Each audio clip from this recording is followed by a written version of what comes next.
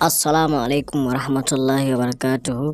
Jama'a barkanmu da sake saduwa da ku a cikin wannan tasha mai suna Mahmud Tech TV. Sunana Mahmud Umar kamar yadda kuka sani.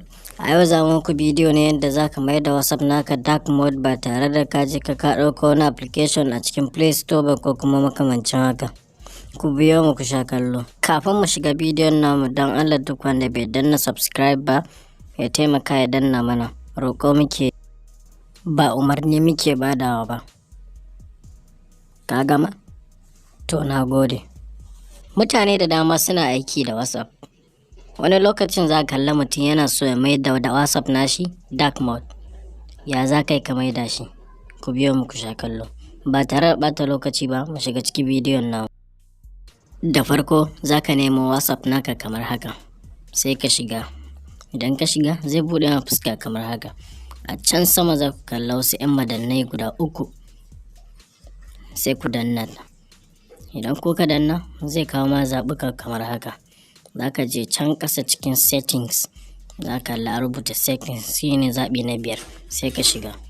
Idan ka shiga za ka kalla ya kawo ma kamar haka. Za ka kalla account, chat, notifications. To chat ɗin za ka danna. Idan ka danna zai kawo ma fuska kamar haka. A can sama za ka kalla display.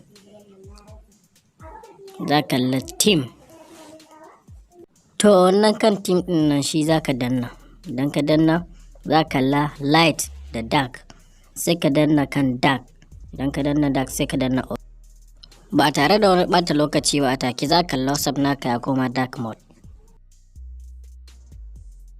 Za ka yi aiki da shi yadda ranka yake so, ba tare da idan ka samu wani larura ba ko wani abu makamancin haka.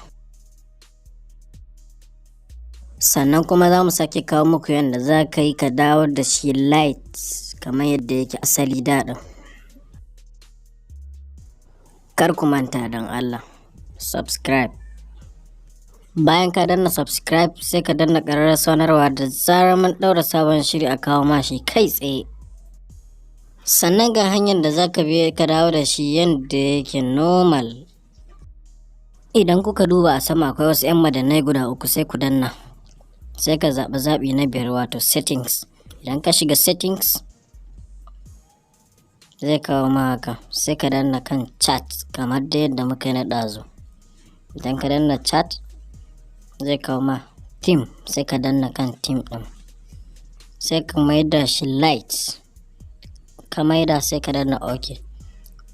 Shikenan za ka kalla WhatsApp naka koma normal kamar yadda yake na asali.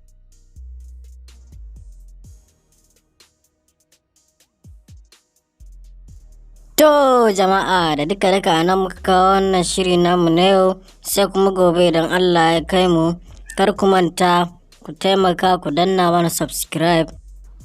Bayan ka danna subscribe za ka kalla wata 'yar ƙararrawa ta fito, sai ita ma ka danne kanta. Idan bidiyon ya burge ka sai ka danna mata alamar like. Mun gode da kallon channel tamu. Anan muke cewa da ku mu huta lafiya.